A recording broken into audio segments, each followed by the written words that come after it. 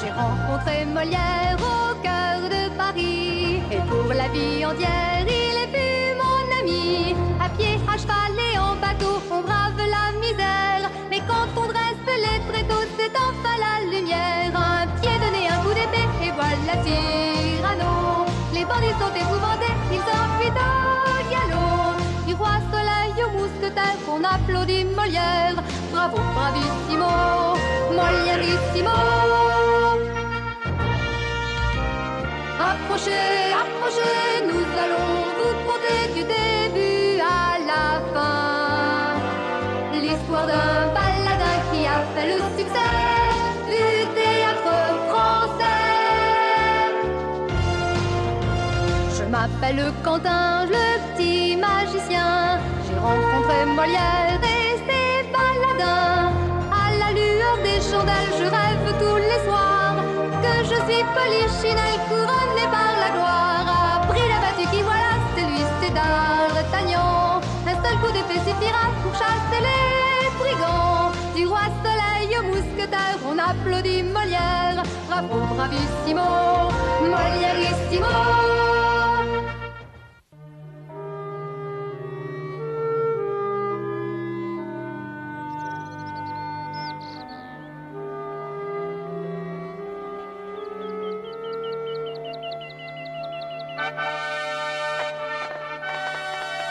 Le roi vous attend. Annoncez-moi. Monsieur d'Artagnan, capitaine des mousquetaires de Sa Majesté. Le cou de Sa Majesté se porte comme un chat. Tant mieux, vous pouvez disposer. D'Artagnan, vous êtes là? Je suis à vos ordres, sire. Approchez. J'ai une mission délicate à vous confier. Oh, tu ne sens pas une odeur de brioche? En effet, les cuisines se réveillent. Mon ventre aussi. Alors, capitaine, qu'est-ce qu'on fait?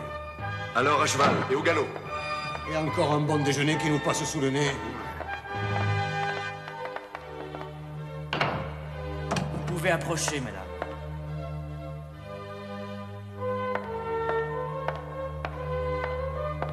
Majesté!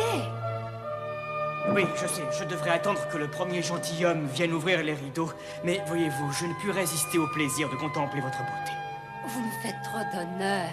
Je veux surtout vous savoir rassuré. Je serai tout à fait rassurée quand ma petite Louise sera auprès de moi. Ah, votre petite Louise. C'est elle au moins que vous êtes sa mère. Non, mais je lui dirai la vérité. Je lui dirai que son père, le comte de Verville, ne m'a jamais permis de l'approcher. Jamais. Monsieur de Verville est mon ennemi, mais que je sache, il avait quelques raisons de vous éloigner. Ne m'accablez pas davantage, sire. J'ai commis bien des fautes, je le confesse. Dès que ma fille sera de retour, je me retirerai au couvent. Ah non, madame, vous n'allez pas l'abandonner une deuxième fois. Et moi alors? Comment pourrais-je me passer de vos mains, si fines, si délicates? Monsieur le barbier de Sa Majesté, monsieur le grand chambellan, monsieur le premier gentilhomme de la chambre. Oh, la barbe soit du barbier. Dois-je informer le cardinal de ma visite? Non, je lui dirai moi-même que votre fille est sous ma protection. Le cardinal est mon ami, mais je me méfie de ses agents comme de la peste, sire. Faites confiance aux mousquetaires du roi et sauvez-vous.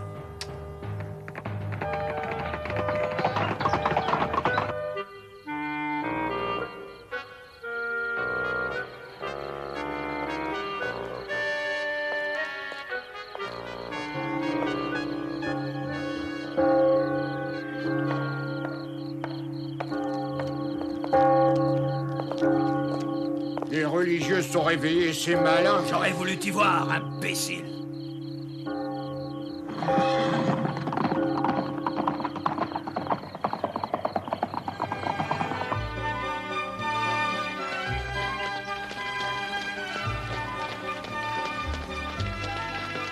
L'auberge du Coche d'Or.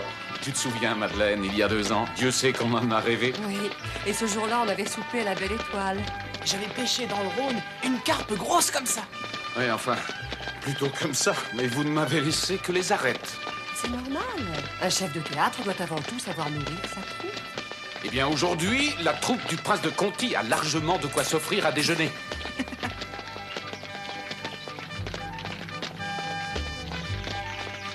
Ça y est, regarde, Cachou et Turlupin ont mis au point leur numéro.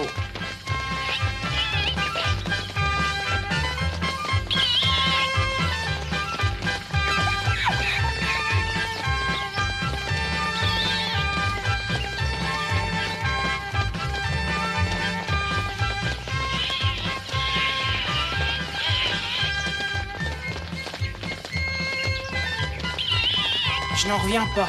C'est bien la première fois qu'ils s'entendent aussi bien. Bravo, Cachou, bravo.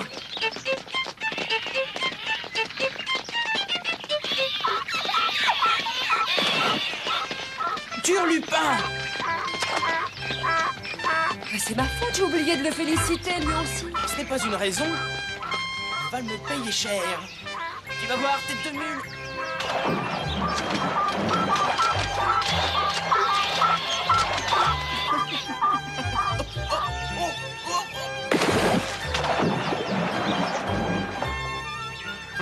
Il ne vous reste plus qu'à faire bonne pêche. N'oublie pas, Quentin, une carpe grosse comme ça.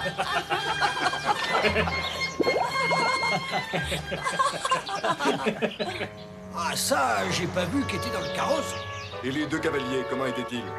Il y avait un gros qui sentait le bouc à tomber à la renverse et un maigre qui faisait peur à mes poules. Une vraie tête de renard. Ils n'iront pas loin. Merci, mon brave.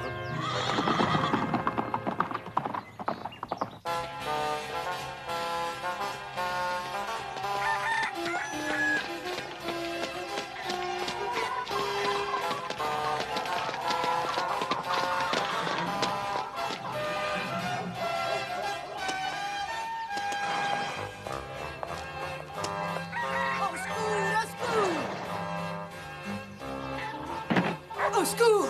Taillot, Au secours! Oh, y'a ce diable qui me batifole! N'arrête pas de me tirer les jupons et les couettes! Taillot! Ah la Lali! Mais tu sais que je suis pas une biche! Oh, c'est pas bien de traiter les petites comme des bestiaux! Je vois, monsieur, que vous chassez sur mes terres. Votre gibier quelque peu effarouché s'est en effet réfugié dans mes bras, monsieur. Ventre cul! Je suis pas du gibier que je vous dis, je m'appelle Charlotte et ce gars-là n'est rien qu'un pique-assiette! Un train de savate! Je me nomme Charles d'Assouci, poète sans le sou et sans souci, amoureux de la nature. Et voilà qui me traite de nature à présent! Bas les pattes ou je t'écrabouille la tête! La souci, je t'avais dit de nettoyer les pots de chambre. Espèce de feignant. Je vais te dresser les côtes, moi. Non, voilà un qui n'entend rien à la poésie. Monsieur Dassouci est mon invité. Votre invité?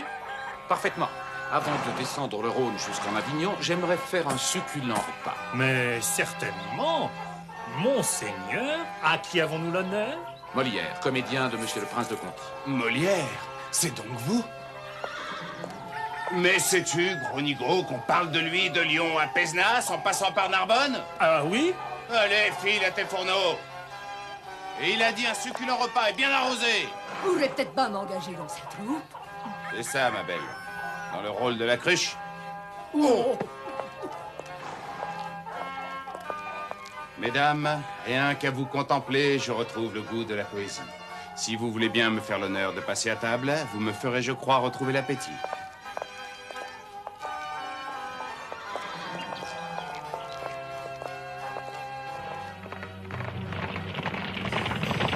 On a fait du bon travail.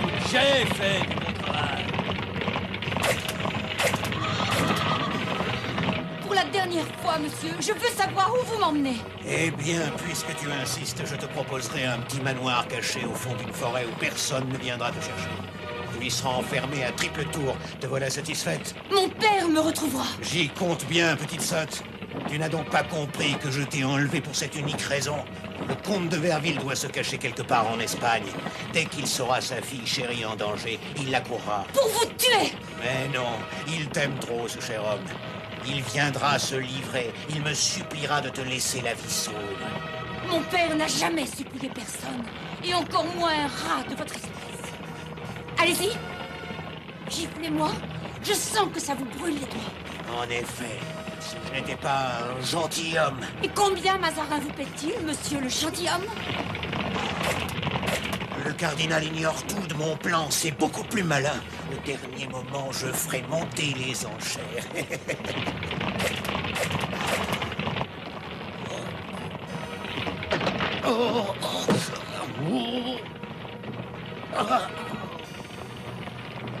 Imbécile! Pourquoi vas-tu si vite? Regardez derrière vous, monseigneur! Plus vite, imbécile, plus vite!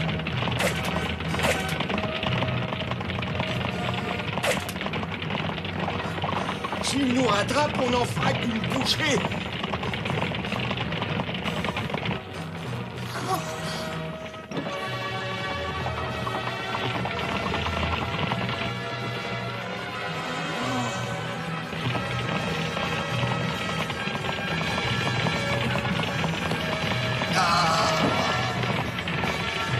Une bouchée, je te dis.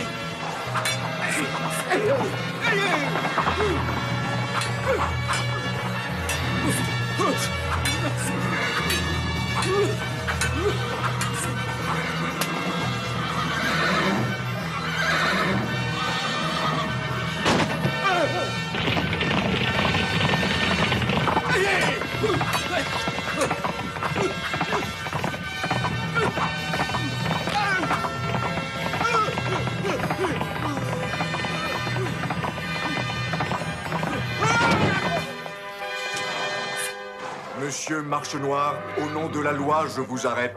Allons, monsieur d'Artagnan, vous devez faire erreur. J'ai toujours été un fidèle serviteur du roi et de son ministre, le cardinal de Mazarin. Mademoiselle de Verville est sous la protection de Sa Majesté. En ce cas, je m'incline. Elle est dans cette voiture, mais de grâce, ne l'effrayez pas, c'est une enfant. Si délicate et si fragile.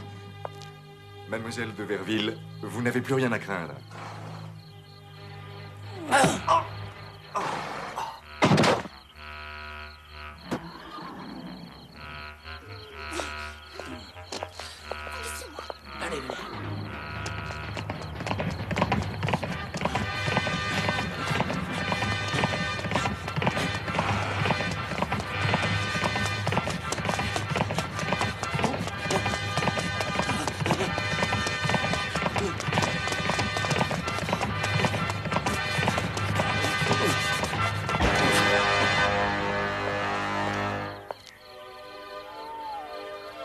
Mademoiselle, je dois vous amener à Paris sans plus tarder. Mais pourquoi le roi veut-il voir la fille de son ennemi? Je l'ignore, mais on ne discute pas les ordres de Sa Majesté. En ce cas, monsieur, faites-moi la grâce de trouver une auberge où je pourrais me changer. Ma foi, j'ai la tête bien lourde et le ventre trop creux. Je connais une auberge fort réputée à 1 heure de cheval. Est-ce que cela vous convient? Mille merci, monsieur.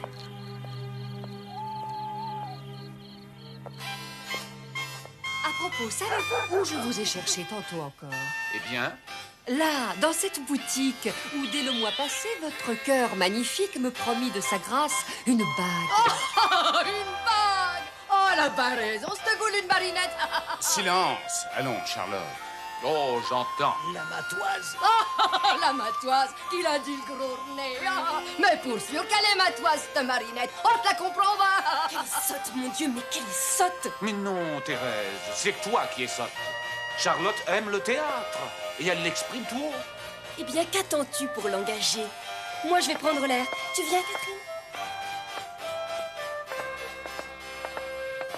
Oh, j'avons tout gâché.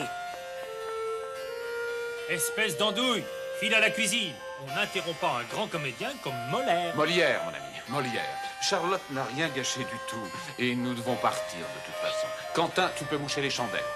Eh bien, monsieur Dassoucy, qu'avez-vous pensé de ce petit extrait du Dépit amoureux? Ce que j'ai vu de cette pièce m'a enchanté. Et je rêve de la voir représentée en son entier.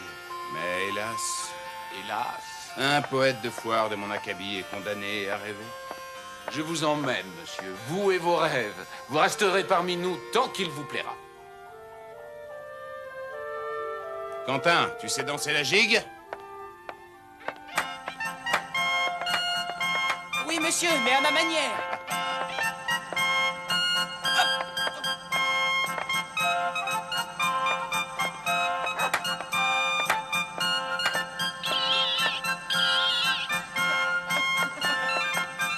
Elle a arrêté, je n'arrive pas à vous suivre.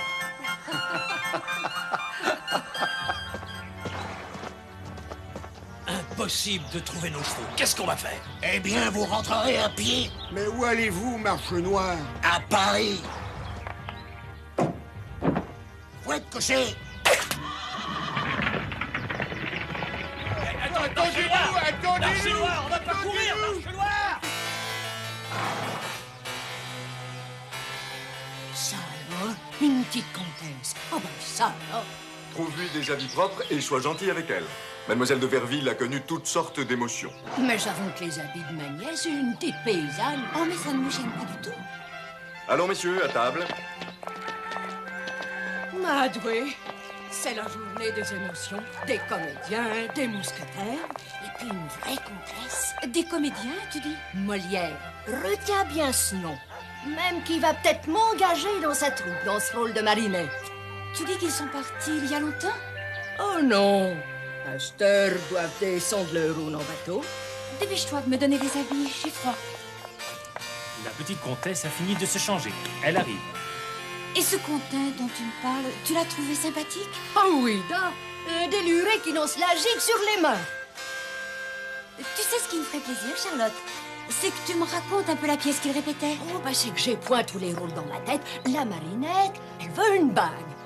Alors elle dit, bah comment est-ce qu'elle dit déjà? Ça vous plaît? Tant mieux, Monsieur Molière, lui aussi, a beaucoup apprécié. Molière, dis-tu? Un très très grand comédien. Il était ici il y a à peine 1 heure. Et il a même représenté le tapis amoureux, ici même.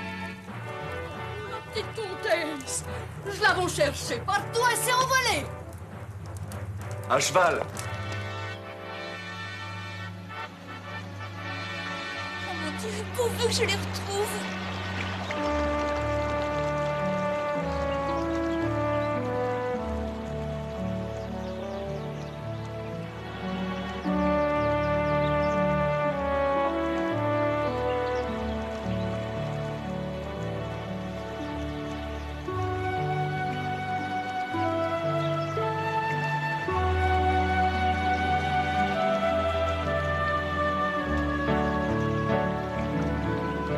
Ah, mes amis, votre bonté me redonne le goût de la chanson.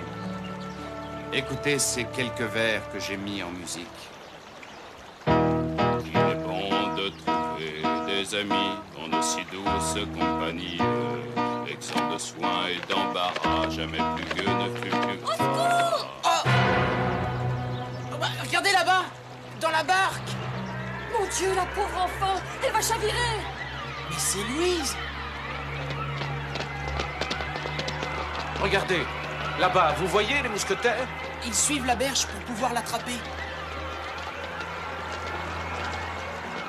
Louise, attention!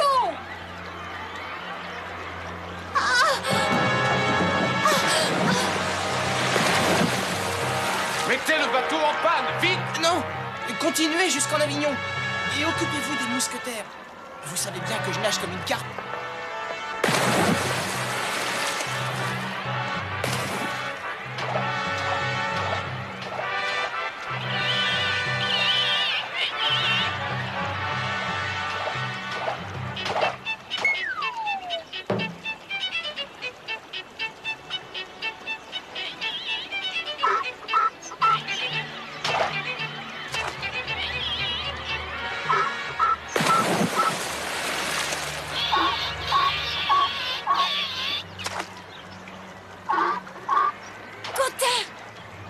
N'aie pas peur, accroche-toi à mon cou. Je vais nager jusqu'au rivage. Et adieu les mousquetaires. Alors, qu'est-ce qu'on fait? Si cet enfant n'avait pas le diable dans la peau, je le prendrais bien à mon service. J'en ferais un excellent mousquetaire. Approche-la, capitaine. Qu'est-ce qu'on fait? Je suppose qu'ils vont rejoindre la troupe de Molière en Avignon, à Laudanne. On va les retrouver. Mais où donc avez-vous déniché ce gamin? Certains jours, je me le demande. Son grand-père est magicien. Est-ce à dire que ce Quentin est né d'une potion magique? Qui sait? Le théâtre et la magie font bon ménage. Un poète comme vous ne me contredira point.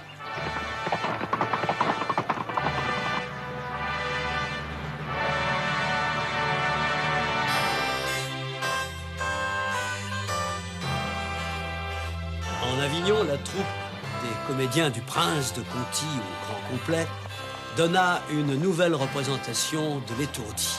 Représentation qui obtint un triomphe.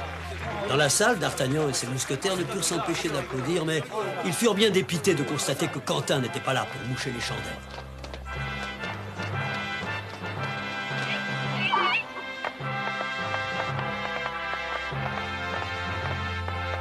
Monsieur, j'ai eu grand plaisir à voir votre spectacle. Monsieur d'Artagnan sait trop me flatter s'agissant d'un mousquetaire de Sa Majesté. Mais puisque vous me suivez assidûment dans mes tournées, je vous invite à Béziers, où je représenterai ma prochaine pièce, Le Dépit amoureux. Parlons clair, monsieur. Le roi m'a chargé de lui ramener Mademoiselle de Verville. Mais vous pouvez fouiller ce jeu de paume de fond en comble. J'ignore comme vous ce qu'elle est devenue. Cachou. N'est-ce pas le singe de votre ami Quentin? Je ne peux rien vous cacher. Fouillez ce théâtre et méfiez-vous des déguisements. Nous avons trouvé refuge à l'auberge du Coche d'Or, où Charlotte a accepté de nous cacher. C'est la meilleure manière de nous faire oublier. Mais moi, en attendant, je ne vous oublie pas. Quentin. Qu'y a-t-il dans cette lettre? C'est le prince de Conti qui me presse de venir jouer dans son château de la Grange des Prés. Que voulez-vous? Il s'ennuie. Et depuis quand le prince de Conti donne-t-il son courrier à un singe? Vous connaissez comme moi le prince de Conti. Il a comploté contre Mazarin et quand le cardinal est revenu au pouvoir, il a épousé sa nièce. N'est-ce pas une singerie? Je vois que vous avez réponse à tout. C'est un peu mon métier. Eh bien, continuez de faire votre métier, monsieur. Et ne vous mêlez jamais des affaires du royaume. Jamais. Allez, Charlotte, on reprend. Moi, je te dis, eh bien? Et toi, tu réponds quoi? Eh ben, la Marinette a vu une grosse bague dans la boutique et que ça lui plairait ben de l'avoir au doigt. On n'y arrivera jamais. Il ne faut pas que tu inventes, Charlotte. Il faut que tu dises le texte. Oh, mais c'est plus une auberge. C'est un théâtre. Et qui va m'éplucher mes légumes? Moi, monsieur. Mademoiselle la comtesse, mais c'est le monde à l'envers. Eh bien, moi, je le préfère à l'envers qu'à l'endroit. Et ensuite, je vous aiderai à balayer.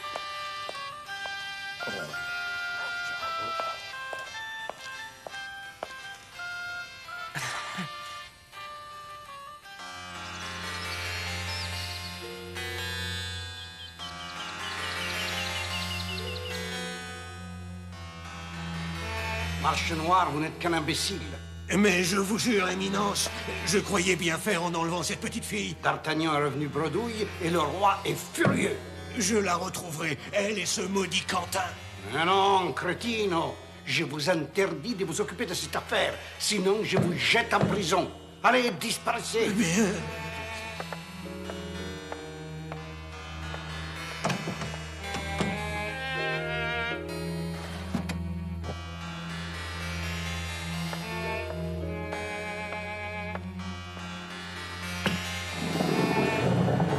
Eh bien, ma douce amie, vous avez tout entendu.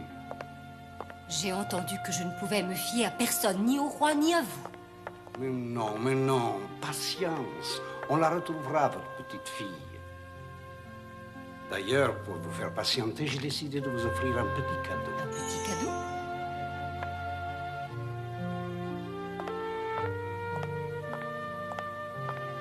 Une petite merveille, voulez-vous dire? Rien n'est trop merveilleux pour un si joli coup. Oh, comme vous savez parler aux femmes, monsieur le cardinal. Je suis sûr que vous avez déjà un peu oublié votre fille. Ne dites pas cela. Me prendriez-vous pour une mère indigne? Non, mais je sais que le roi, lui aussi, voudrait bien se faire pardonner. Il vous attend. Avec un petit cadeau?